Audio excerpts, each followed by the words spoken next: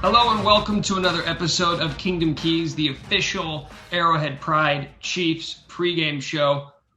Full disclaimer, we are recording on a Wednesday this week, so hopefully nothing unforeseen takes place over the next couple of days before the Chiefs take on the Vikings on Sunday. But guys, before we get to this game, we are 1 month into the season, and I feel like this is sort of an annual tradition. The Chiefs are sitting here 3-1, just like they were a season ago, and just sort of going about their year, right? They're far from a finished product. There's still a lot to clean up, and they're not the sexy talking point in the NFL, right? That would be the Bills after their big win over the Dolphins. It was the Dolphins the week before that.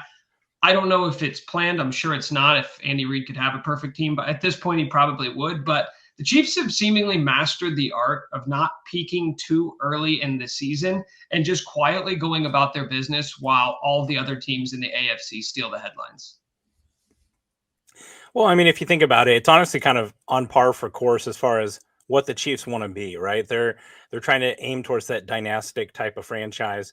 If you think back to a lot of those Patriots teams, they struggled early. There was the year that they were like 2-2 and lost to the Matt Patricia Lions of all things. The Chiefs are still messing with stuff. And I know some of us are going to talk about that with some of our keys as far as like still trying to find the rotation and the wide receiver room and what guys are we playing on the defensive line to stop the run? What guys are our pass rushers? They're figuring themselves out. So to be 3-1, now I will say the Chiefs tend to start a lot hotter than those Patriots teams did. But I think that the Chiefs have entered kind of the second phase of their, of their building, right, to dynasty. They've gone through the initial like shock and stars, and now they're kind of trying to build through the draft and some of those lower level free agents. So, considering the one loss they had, if Kadarius Toney was handcuffed, like literally had his hands behind his back the whole game, they would have won. I'll take it. Yeah, do we like this? Do we like the Chiefs going under the radar early in the season, Maurice? Yeah, that's what I said. I love it, like, because every year that no one wants to pick them, and then kind of this year people start picking them as Super Bowl favorites. And then of course they come out and lose the first game. Then everybody jumps off, right, and starts looking at all of these other teams as the glamorous team. But I love it because it just allows them to slowly move, slowly get things together, no pressure, and you look up and they're still winning, like what. All the mistakes, all the bad, the continuity not being there and everything on offense, and they're still 3-1 and could easily, honestly, be 4-0, right? You go 3-1 and the first game was out without two of your top players, the top players in the NFL at that. So if you the Chiefs, you take where you at. Glad they not. We all know they haven't peaked and got everything where they needed to be. And we all know it's probably on the way. And when it gets there, watch out. I think what makes this year unique for me, though, especially, is that even like past Chiefs teams that maybe, had that like 2-2, 3-1 start, they were always amazing on offense. And it was always kind of the defense that was lagging. Then kind of the middle of the season, it was always a little bit of both. Like sometimes the defense had a bad week, sometimes the offense had a bad week. And then they both kind of peak at the end of the year.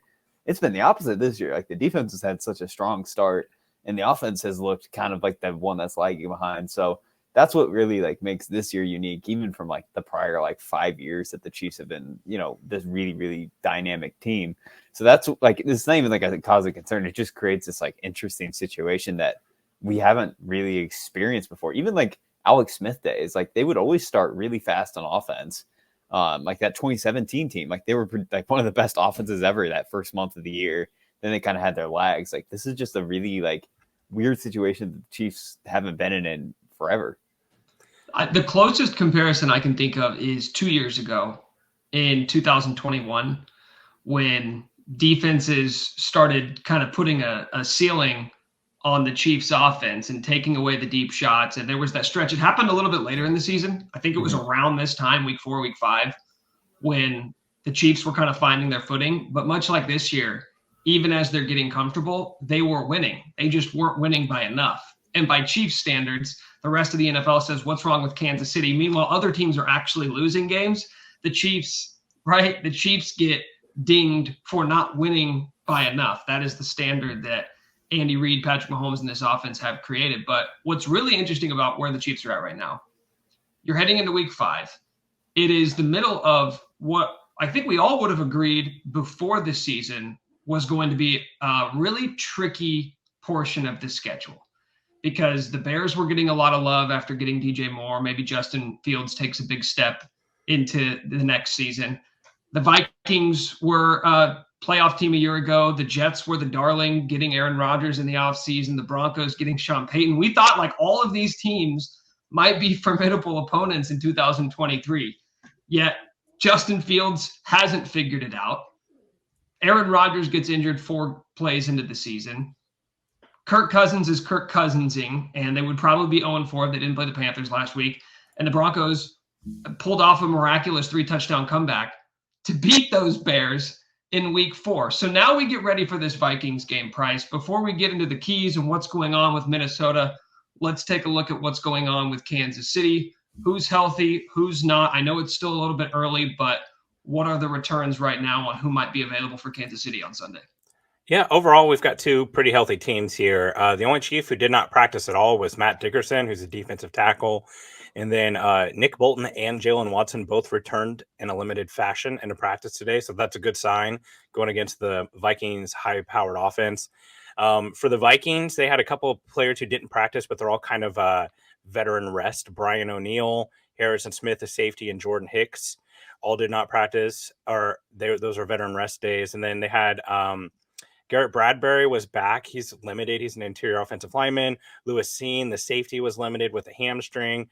Brian Asamoah was limited as well. And Marcus Davenport was limited as well. So I think almost all those guys will play. I think Bradbury's coming back from a little bit more serious injury, so he may or may not play this week, depending on how his rehab goes. But overall, 2 pretty healthy teams. 2 healthy teams, 2 teams on slightly different trajectories here 1 month into the season. Let's get to the keys for a Chiefs victory on Sunday and to move to 4-1 on this season. Maurice, why don't you start us off? What are you looking at as the Chiefs face off against the Vikings up in Minnesota? To me, what I'm looking at right now, one of the things, the only thing that in my mind scares me about Minnesota, what you have to watch out for Minnesota, in my opinion, is Justin Jefferson, right? Arguably one of the best wide receivers, if not the best wide receivers in the NFL, you know, by most standards, right? I think he's really the only one that kind of puts fear in any team's heart when you look at the Minnesota Vikings. So I'm really a key to victory to me is just slowing him down. I'm not going to say stop him. Justin Jefferson is going to get some catches. He's going to make some plays, right? But stopping him, and I feel very strongly about the Chiefs' ability to slow him down. L'Jarius Sneed seems to be following and shadowing a lot of the other teams' best receiver this year, unless they go into the slot. And what happens when you go into the slot? You come across Trent McDuffie, who is considered now one of the best cornerbacks in the National Football League from his play that you've seen this season. Took a couple of hits last week, right? But still pulled off a solid game. So I think between our DBs and the things that they have been showing us this year, if we get some pressure on Kirk Cousins, which I think we will, that seems to happen to anybody that plays the Vikings. I think we'll get some pressure there, disrupt some timing, and I think our DBs will be able to do a good enough job to slow Justin Jefferson down. And if you slow Justin Jefferson down, you normally beat the Minnesota Vikings. Yeah, I think you bring up a great point. I mean, obviously that offense begins and ends with Justin Jefferson. He is the person that they're going to be looking to filter everything through that offense. One thing that's been interesting about the Vikings this year is they plan to move on from Dalvin Cook this offseason, and they did. And by all record, it kind of looks like they were right. He looks mostly washed with the Jets. But without Dalvin Cook and the offensive line struggles, they've just been putrid running the ball. They are 28th in the league. They've only rushed for 334 yards. The rushing offense is just virtually non-existent in this offense. So they want to throw the ball, and who would not want to throw to Justin Jefferson? Obviously, you've got TJ Hawkinson. That's a great weapon as well. I think you said the right name with L'Jarius Sneed. Obviously, his size matches up much better with Justin Jefferson. They pretty much have given Sneed the shadow treatment most of the year. But the Chiefs did a great job with Calvin Ridley a couple weeks ago, bracketing him as well. I expect that to happen as well. Kind of going back to like the Bill Belichick philosophy of corner corners, put Trent McDuffie on Jordan Addison and shut him down. Like, just don't let Jordan Addison hurt you at all, and then make things hard for Justin Jefferson. He is going to get his, but I'd much rather see some highlight reel catches from him where he's just going up and getting contested balls rather than just galloping free through the middle of the field, which he seems to do very regularly. And then, low key, I think this is going to be an interesting matchup. This is the best tight end the Chiefs are going to have faced so far. Justin Reed honestly played pretty well. He tripped over Mike Dana's helmet trying to cover TJ Uzama or whatever his name is for the Jets, but there's going to be some interesting challenges here. But yeah, it starts and ends with Justin Jefferson. Jefferson's also a unique challenge because the Vikings move him so much. Like, if it'd be one thing if he was just on the outside every play, like a Calvin Johnson type, but they move him in the backfield. They'll put him in the slot. They have him in constant motion all the time. So they do a really nice job of like dictating coverages because you got to have a check for every single place he aligns on the field because he wins from everywhere. So that's what makes the challenge of traveling with him even like scarier. Cause like theoretically you could put Snead or McDuffie on him and, put a safety over the top or something, double him, but they move him around so well that it makes it challenging to do that. So it's going to be an interesting week for the Chiefs, just having to figure out all these coverage checks right at the snap, before the snap, when he's moving, where he's aligned. Like, it really is one of the most unique challenges in the NFL right now. And I mean, if you think about Kevin O'Connell, where he came from that Sean McVay tree. Who else came from that tree that has generated like triple crown level wide receivers? Cooper Kupp, right? They're good at getting this one guy to win in space. That's why I'm so interested. Side note about fantasy football, like what's going to happen with Puka Nacua once Cooper Kupp back? Or is he going to fall into that kind of Robert Woods role? But I mean, to your point, they're super creative with him, and I think they're hoping that Addison can become that guy to kind of be the thunder to his lightning. Everybody's talking about Taylor Swift taking over the NFL, but like you were able to fit a Puka Nacua reference into this podcast previewing the Chiefs and Vikings. If you follow me on Twitter, who the bigger star is? If you were to follow me on Twitter, you would know that I waste zero opportunities reminding people that I was right about Puka Nacua. I've never been more right about anything. We'll give you your flowers here. We'll give you your flowers here on Kingdom Keys, even though I don't know if I saw the Puka Nacua references before. I believe you. I know you to be an honest man, so I'll retweet him again. I'll retweet him again just in case you haven't seen him. All right, perfect. Thank you for the Puka Nacua content. All right, Nate, let's go with you. What is your key to a Chiefs victory on Sunday versus Minnesota? Well, this isn't just a key for this week. It's really the key for the next month, and it's something I've spent too much time writing about. It's the wide receiver hierarchy. I believe, was it last week or 2 weeks ago, I brought up basketball with it because that's just like how I'm thinking about this right now. The Chiefs on Sunday were really bad targeting wide receivers. I don't typically look at stats during a game just because I have too many other things I'm thinking about. But it was about halfway through the third quarter. It was like, the Chiefs aren't even like throwing to wide receivers. So I was like, so maybe I should look. Through like 2.5 quarters, they had targeted wide receivers 6 times. They had 2 catches for 22 yards. They did end the game a little bit better, but still, it was 12 targets, 6 catches, 64 yards. That's not a viable way to build a passing offense. You can't. There's no way to build a passing offense without having wide receivers. And the thing I kind of tweeted about earlier this week is like the Chiefs right now, they're doing this thing where they're giving like every wide receiver like 3 to 4 targets, maybe 5, but there's no like hierarchy or structure. Everybody gets this like equal opportunity role. But like the problem is, since everyone's like target share is so limited, if there's like an error like Sky Moore on that like sprint out, well, there goes one of your targets for Sky Moore that was just wasted. So when every wide receiver maybe has one like screw up or Mahomes throws a bad ball, they're only getting 2 or 3 other targets and opportunities to even thrive within that game. And to bring up kind of the basketball thing again, it's like in basketball, you want LeBron James shooting 20 shots. You don't want Shane Battier shooting 20 shots, right? There's a hierarchy on the best players shoot the most shots, and then your role players kind of fill in the gaps. Right now, the Chiefs are a team full of role players at wide receiver outside of Travis Kelce. That's just it's not a viable way right now. I had this earlier this week. I looked at the top 5 wide receivers by target share and then their percentage of overall targets. The Chiefs right now have like 4 guys at like 9 to 12%. It's like 13%, 13%, 9%, 9%. That's just not viable. There has to be some type of hierarchy, some guy getting the majority, and the guy behind him, and then the guy behind him. And really, the reason why I say it's for the next 4 weeks is the trade deadline is in 4 weeks. You have to have some answers on wide receivers going into the playoffs because right now, I just don't think the way they are building this offense is viable for winning a playoff game. So you need as much information as possible on Sky Moore, Rashee Rice, Kadarius Toney, all these guys in order to be like, okay, what exactly do we need at the deadline, and what type of player do we need to target potentially? Nate, this is a question that we had before the season as well. I think we've talked about the wide receivers on almost every episode that we've done. I'm curious, is there one wide receiver, for better or for worse, that has surprised you with their play this year? I think Rashee Rice has been pretty strong this year. I know that his targets are all kind of just like these like little sit down routes, but it's still like positive that an Andy Reid like rookie wide receiver is like getting targets, is trusted to get the ball thrown to him. That's something that really hasn't, like McCole Hardman got a lot of explosive plays, but they didn't throw him the ball often. We know Sky Moore barely got the ball last year. So from that sense, he's kind of the only guy that's been, I would say, above expectation for where everyone kind of thought the wide receiver's been this year. So that's been the only positive sign, but I'd say everybody else is underperforming what expectations were before the season.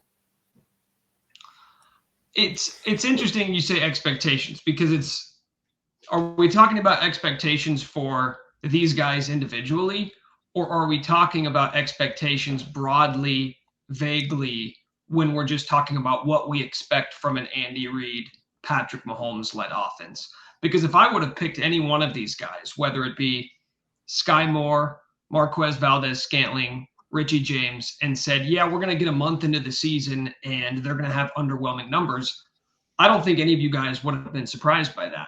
It's only in conjunction with the fact that now we are in it and we're expecting this offense to get humming that we look at some of these dudes and just say, no, you've got to step up, because we knew somebody had to step up. The reality is nobody has sort of taken that torch as being the guy that's going to build that trust with Patrick Mahomes here a month into the season. Well, I think the biggest problem is just we need someone to do something sometimes. Right now, it's just like everyone kind of sitting around looking at each other, waiting for someone to do something, and no one has. Last year, obviously back when it was Tyreek and Travis Kelce, we've joked about it before, from kicking and screaming, it was the pass it to the Italians, right? Just get the ball in the hands of the playmakers, pass it to the Italians, like he was talking about with, making sure LeBron takes the shots. But last year, you had your Juju games, you had your MVS games, and it kind of felt like either or, and then Travis Kelce was always the constant. I think it's a combination of Travis Kelce still doesn't look like Travis Kelce of last year. I don't know if it's the injury. He looks a little bit slower out of his breaks. He's 34 years old, like probably tomorrow, I think it is. His birthday's like real soon.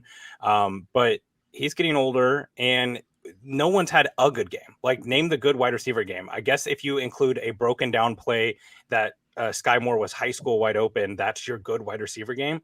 But there really hasn't been a standout performance from a wide receiver at all. Justin Watson's had nice contributions, but that's what you want from like a wide receiver 3 or 4, which he should be in this offense. Instead, he's been a go-to guy. They just need someone to pick up the rope and start pulling and be a constant force. I've been really surprised by the lack of presence of Marquez Valdez-Scantling. I think Nate shared his yards per route run are like insanely low for him. It doesn't make sense. It's just like they're like puzzle pieces that aren't fitting together. And to Nate's point, like, this is the time they've got to figure it out. So far, the Chiefs really haven't played a bad defense other than the Bears. Yes, the Jags are man. And we thought the Lions were going to be bad, but so far they've been a good offense. Obviously, the Jets are a great defense. But like, I saw one of those graphs that people make from like PFF or whatever, and the Chiefs are on the far left quadrant as far as like good offenses, bad defenses. So they're going to face a lot of teams that they need to score well with, but some defenses that should be a lot more cushy for them.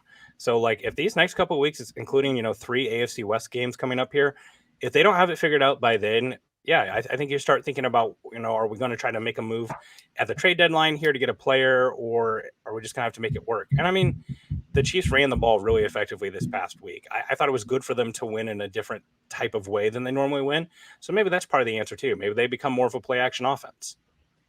Guys, I saw a tweet today suggesting that maybe the Bears could trade Chase Claypool to the Chiefs for a 7th round pick. So maybe, I don't know, there's one solution. Who knows? Maybe the Chiefs should trade pick 31 for him. Like last time they traded pick 32, 31. If it just keeps going up, he's just going to keep getting better, right? Right. It's like, I know it didn't work in Chicago, but you get him into the right system And all of a sudden, Chase Claypool, he turns his career around. You know, the Chiefs turn their season around to win-win. You know, he's copyrighted the name Mapletron because he's from Canada. And like he calls himself Mapletron. Is like that's your red flag right there. Well, everybody knows that. Well, everybody knows Chase Claypool's Mapletron. So you're not breaking any news here. All right, Price, let's keep it with you. What's your key to a Chiefs win on Sunday? So the Minnesota Vikings have been one of the most heavy blitz team or blitz orientated teams in the NFL. Brian Flores is a madman. He knows he does not. He's always kind of been this way. He was this way back in Miami. He's got a New England influence, but Brian Flores knows that they don't have a lot on that defense, so they're just gonna like play with their hair on fire. If you can't be good, you might as well be angry, and that's effectively what their defense is. They've got a couple of good players, and then the rest of it's a very much rebuilding defense, and they blitz crazy. In fact, they blitz 12% more than the second place team. They are blitzing on 57% of their plays. That's 12% higher than the next team. Absolutely crazy. Despite all of this blitzing, they are 15th in the league in sacks and 28th in pressures. So a lot of them aren't getting home. Basically, it's Danielle Hunter, who is a very good player. Shocking that he is still healthy. Maybe he gets injured this game. Obviously not hoping for that, but a player who has quite the injury history. He has 5 sacks. He's about the only player who's really tallied up a bunch of sacks from the defensive line. Harrison Smith, a safety who's a good player but aging, has 3 sacks as well. As we know, Patrick Mahomes is very effective against the blitz in his career. This season alone, he's got 0.53 PA for when he's blitzed and 48% success rate. The only quarterbacks that are better than that are the 3 quarterbacks who are probably playing the best right now in the NFL, probably 1, 2, 3 MVP voting: Josh Allen, Tua Tagovailoa, and Brock Purdy. Mahomes has been blitzed 23 times this year so far, which is like an extremely low percent. That's 6.2% of his dropbacks have been blitzed. So teams don't blitz Mahomes. They kind of know not to do this. The last game that I remember this happening was the Cardinals game last year, where they just we're just going to blitz them. Shout out to Vance Joseph, who the Chiefs will also be facing next week. So also another terrible defense there. So it'll be interesting to see. I think it's noteworthy for 2 things. The Mahomes has killed teams against the blitz for years because he had 2 things. One, he's a fast processor with great arm talent who can throw off platform. The other thing is he has guys who can win in 2 seconds, like Tyreek Hill, right? That's not the case anymore. So how is this new wide receiver core going to handle being blitzed? One, there's a communication element to this. They need, if you're trying to get the ball out in 2 seconds, you got to know your person is going to be in the right place at the right time. And then 2, how are they going to scheme this up on the offensive line? Last week, the Chiefs really struggled picking up a lot of stunts from the Jets defensive line. Now, the Jets defensive line is probably one of the best in the league. Definitely not the case with the Vikings, but there's going to be a lot of that going on as well, too. So communication along the offensive line is going to be a big part of how they handle this blitzing defense of Brian Flores. Blitzing Patrick Mahomes is effectively taking the stance of, hey, it'll either work or it won't, which is basically the 2 outcomes for any defensive strategy, but it could work, or you could end up getting boat raced out of the building very, very quickly when you try to blitz Patrick Mahomes. I mean, there's a shot here that this is like a vintage, vengeful Pat game coming off the bad performance in prime time. Some of the comments he's made, he feels really bad about how he performed. And, I could definitely see it, especially with the element of the blitz and playing indoors on the turf. I think Mahomes has a dazzling record on turf indoors. There's a good chance that we get a really strong Mahomes performance here. But then again, he's going to need help, right? We don't need a safety, face mask, holding penalty. We don't need tip balls that turn into interceptions. He can only do so much. So it's definitely going to be a group effort. I'm going to focus for my key for the Chiefs on Sunday on Isaiah Pacheco, who's coming off his best game of the season. He was the best player on the field for the Chiefs up in New York. And when you kind of talk about what we've talked about this entire episode, sort of the scope and the issues and the growing pains of the Chiefs offense right now, one of the guys who has actually excelled this season and is taking a step forward in year 2 is Pacheco. Right now, I think he's averaging a hair under 90 yards from scrimmage per game, which you extrapolate that out across the course of a 17-game season, that's over 1,500 yards from scrimmage. And going off 2022, that would have put him 7th amongst running backs. And you're talking about being behind guys like Josh Jacobs, Derrick Henry, Christian McCaffrey, Austin Eckler, Saquon Barkley, like a who's who of the best running backs in the NFL.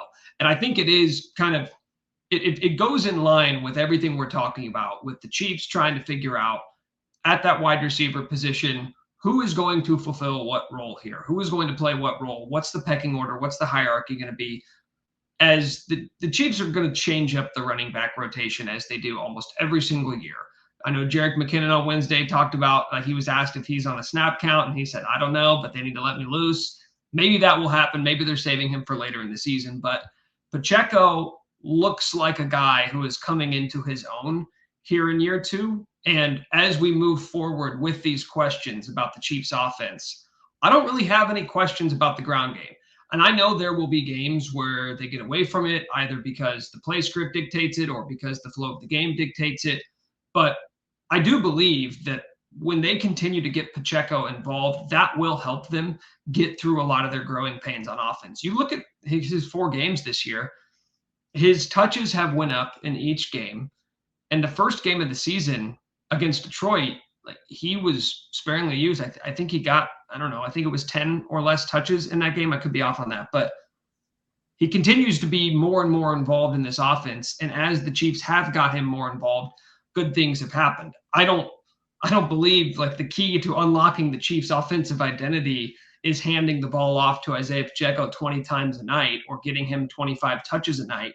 But as they're trying to figure out the hierarchy in that running back or in that wide receiver room, I think they'd be well suited to continue to hand him the ball, because as we've seen the past couple of weeks, when they do that, good things have happened. I think you could make a case that Isaiah Pacheco has been the Chiefs' best offensive weapon through the first month of the season. I wouldn't argue with anybody who wanted to throw Travis Kelce's name into that ring.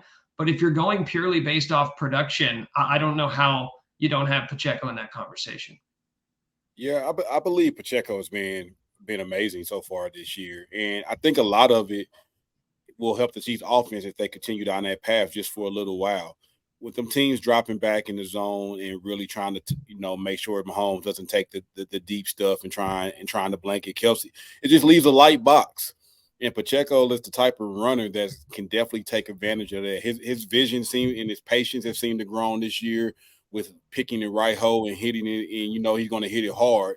So it's just that fact there. And then with the defenses dropping back and Mahomes taking the check down with Pacheco in the open field, one person's normally not going to bring him down. His contact balance has shown to be amazing as well. So I really think just keeping him involved, whether it's in the run or the pass game, to make defense start to have to at least account for him and say, hey, we got to do something to slow him down. Only thing that can happen from that is something else opens up because of that. So I definitely think it's a good route to continue down until the wide receiver room develops and matures a little bit more.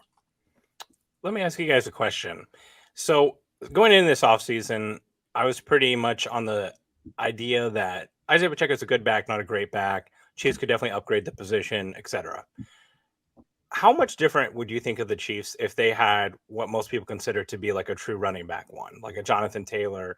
I'm not going to say Bijan because he's a rookie and he's just came in the league, even though I think he's at that level already. But what is the gap between Isaiah Pacheco and some of the best backs in the league? Your Christian McCaffrey, those type of thing. Are we talking a big gap? Is it 20%, 15%, 10%? Because honestly, I have it in my head that Pacheco's just not that level. But I'm not sure that the gap is as big as we want to say it. Obviously, he's not Christian McCaffrey. But, is he a top 10 running back in the league? Is he top 15? What do you guys think? I feel like that list is so fluid from year to year and week to week. A guy gets hot for a couple of months, and all of a sudden it's like Tony Pollard last year. Nobody was talking about Tony Pollard being a top 10 back in the league before last season. And now all of a sudden, right, he's one of the premier workhorses in the NFL. If Pacheco continues on this path, I don't think he'll ever get that respect, just because some of those guys you mentioned, like Derrick Henry, Christian McCaffrey, they are the centerpiece of their team's offense. And Pacheco is never going to be that in Kansas City. So it's kind of tough. Yeah, I would definitely probably give him top 15. I would say he's shown enough consistently to be in the top 15. But I think for the reasons Nick just said, because he's never going to be considered the centerpiece of the Chiefs offense, no matter what. I don't care if they leaned on him 5 games in a row. This is still the Patrick Mahomes show, right? So he's never going to be that guy where people are going to be checking for him in the sense, or we have to stop this offense. We got to stop Pacheco. It's never going to be like that. It's So I think because of that, top 15, I don't think Andy Reid's Andy Reid. So I don't care how good Pacheco is going to be. At some point, Andy Reid's like, I'm throwing this ball 40 times today. I don't care what Pacheco is doing. So I think top 15 is a good place for him to be, though. And if somebody had him like at number 10, I wouldn't be mad at them. Yeah, I actually think that's like a perfect range for him, is that like 10 to 15 range. He's a very like functional running back starter. He can do maybe not any style of run, but like any downhill run he does well. I think he's actually improved his vision and stuff this year. He's like, I remember started last year, I was like, I don't understand why people are like so excited about him, but then he really popped at the end of the year, and he's improved significantly this year. It would be like, I don't know, this isn't like a smart use of resources. It would be like fun to see like the Chiefs with like a true game changing running back, like a, Christian McCaffrey or something like that. But for the purposes of their roster and like resource wise, Pacheco's been just fantastic. You could not ask anything more out of him, like in general. All right, guys, it's that time of the show. We're going to wrap up with some predictions. I believe the line for Chiefs Vikings on Sunday is Kansas City -4.5. Despite the differing records of these teams, Vegas thinks it's going to be a relatively close game. Maurice, why don't you start us off? What's your final score prediction for Sunday? My final score prediction, I think the Chiefs score at least 4 touchdowns. I'm gonna go 28-17. I'm going to go 28-17. I think it'll be close, but not close enough to make us panic. Yeah, the 5.5 really scares me. The fact that they won't make it a full touchdown. This is a 1-3 team. They've been turning the ball over like crazy. The Vikings have, and some of that's Kirk Cousins. This team was down 10-0 to the Frodo Baggins-led Carolina Panthers. And I'm sorry. It's just I can't believe that we let ourselves talk ourselves into that. Okay, never mind. But seriously, the 5.5, it bugs me. Like I want to think that this game is more than a touchdown, but I'm going to take the Chiefs 31-27. Like I just think that the Vikings are going to just. Here's the one thing: like if the Chiefs do get up big and they put on the coasters like they did in the second quarter last week, like the Vikings can come back. Hawkinson is so good at just like picking up the extra yards that are left underneath by the defense. This is a game that like if the Chiefs get up, I want to see them stay aggressive. I felt like Spagnuolo kind of started putting away the playbook, and he started putting away the playbook in the second and third quarter, and it came back to bite them. This team can't come back on you. They're the purple cockroaches from last year. They would not die. This team knows how to win tough games.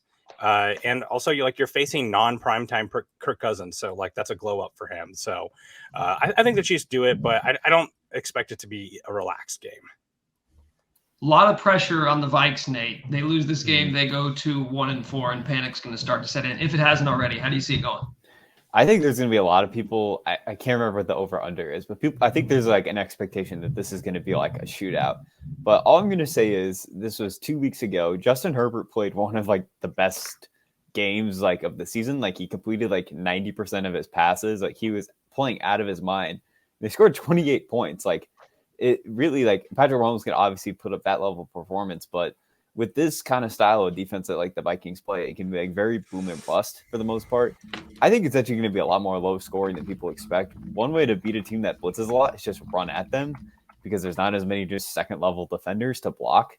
So if you just kind of run a lot, like you can, like that's what the Eagles did. The Eagles had like the time of possession of like 40 minutes because they were like, well, we don't even need to pass. We seem to complete like 2 deep passes and then run the ball for the rest of the game. I kind of think that's what the Chiefs game plan is going to be, because I don't know if I feel great about the Chiefs wide receivers being on the same page with Mahomes like all the time right now. So I think it's like, all right, we'll just run the ball into favorable looks and just get a lot of explosive runs. And about the Chiefs defense, yeah, Justin Jefferson's really hard to stop, but the Chiefs have done this before against really good wide receivers. Like, there's been some bad games against Jamar Chase, but we saw in the AFC Championship, he didn't go crazy. They've never let Stephon Diggs really go out of his mind in any time we've ever played the Bills. Like, they do generally a pretty decent job of, like, not letting just one wide receiver dominate the game. And Justin Jefferson is very much a unique challenge, but I think the Chiefs are going to have a good game plan there. And the fact that the Vikings are just really bad on the offensive line, I think that it's pass rush in conjunction with a strong game plan for the most part. So I'm going to go 24-20. I know people are going to be like, wow, that seems low, but I think it's going to be a lot lower scoring, kind of a really fast game for the most part, but I still think the Chiefs pull it out. Yeah, I'm going a similar direction as you, Nate. The over-under, I believe, is at 54 right now on DraftKings. So I also think it hits the under. I'm taking into account two things really here. First, I'm not going to predict the Chiefs' offensive breakout until it happens. I know the Bears 2 weeks ago, that's the Bears. We saw what Russell Wilson was able to do to them in the second half, in the fourth quarter, really, last week. So I want to see it. I want to see the gradual improvement by the Chiefs offense before I'm ready to say, okay, this is back to being one of the top 3 or 4 units in the NFL. And then I take into the account something I mentioned earlier, which is that the Vikings haven't lost by more than one score this year. And that is that's the Kirk Cousins model, which is, hey, I'm good enough to keep you in this game, but I'm just bad enough to lose it for you. I believe Kirk Cousins has thrown 3 goal line interceptions so far this year, which if you look at the final score of these games, those ended up being fairly important. And that's just kind of why he's earned that moniker over the years of being a guy who can't really show up in the big games. And even though this isn't a primetime game, the Chiefs are in town. It's one of the games at the beginning of the year that every single fan in every single city is circling. Oh, the Chiefs are in town? That's the game we want to go to. So it is a big game when you consider what's at stake here for the Vikings. This is a team that expected to not only win their division, but compete in the NFC. You lose this, you go to 1-4. You have to start getting really creative to figure out how this is going to be a playoff team in 2023. The expectations are mounting. They are enormous. And I would imagine that pressure is going to be applied very, very firmly on Sunday in Minnesota. So I think the Vikings do have enough talent to stay close with the Chiefs in this game. So I'm going a similar final score to you, Nate. I'm going to go 27-21, which would be a Chiefs cover and an under for the bettors out there. So we'll find out exactly what the Chiefs offense is made of here. If they can, I feel like this theme is continuing of can the Chiefs send each fan base into panic mode? All right. 2 weeks ago, it was the Bears. Last week, it was the Jets. You beat the Vikings this week in Minnesota. A lot of people are going to be calling for a lot of heads up there in Minneapolis. So we'll talk to you guys. Actually, we may have an episode next week. Stay tuned. I know we've got a Thursday night game against Denver next week, so we may have one. If not, we'll catch you the next week. For Price Carter, Maurice Elston, Nate Christensen, I'm Nick Schwerdt. Thanks for tuning in to Kingdom Keys here on Arrowhead Pride. If you haven't already, subscribe, rate, review, wherever you get your podcasts. We'll catch you guys next week.